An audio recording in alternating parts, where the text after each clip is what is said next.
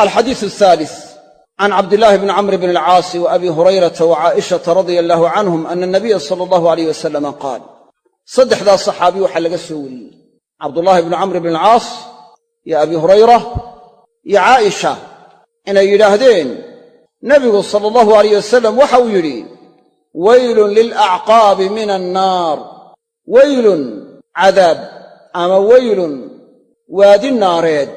للأعقاب عربها يؤصغناضي من النار ويلكاسو من النار نار تكمده حديث وحو الشيغا marka la weesaysanayo waa in illa cirbaha la maydhaa adimada inta kale in la maydho cirbaha marka aan saani loo maydhin oo meel marka ay cadcadaadaan waxay noqonaysaa arrin waciid iyo goodi iyo cadaab sababaya xadiiskana nabigu wuxuu ku sheegay sallallahu alayhi wasallam goodigaas ku sheegay marka waxa loogu goodiyay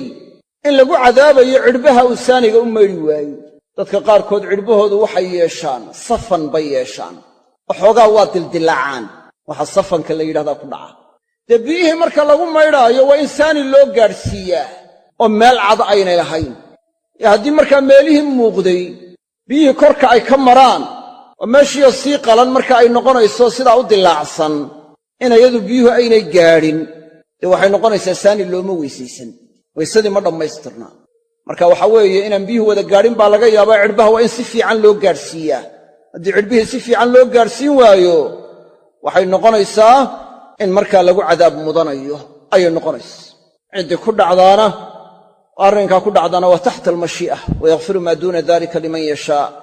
waxaa laga qaadanayaa xubnaha weysada dhammaan marka la tahaaro qaadanayo in biyaha si fiican loo gaadhsiiyo waxaa laga qaadanayaa in waciid iyo goodi loogu goodiyey ciddii saan u gaadhsiin weyday waxaa laga qaadanayaa in waxa weeye xubnaha qaarkood in lagala gaabiyo biyaha in si fiican loo gaadhsiiyaa inay ka mid tahay min kabaa'iri dunuub dembiyada kuwooda waaweyn waayo waciid khaasaa ku soo arooray waylun lilacqaabi min annaar dembi sakiira markaa noqon maayo waa kabiiratu min alkabaa'ir waxaa laga qaadanayaa labada adil in la maydhaa haddii ay bannaan yihiin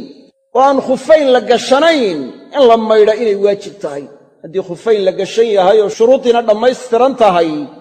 masxi baa bannaan wakhtiyo gaar ah oo ruuxa muqiimka ahina fi lyowmi wallayla ruuxa musaafirka ahina 3 ayaam shuruudana waa leedahay waa in tahaarana lagu geliya marka hore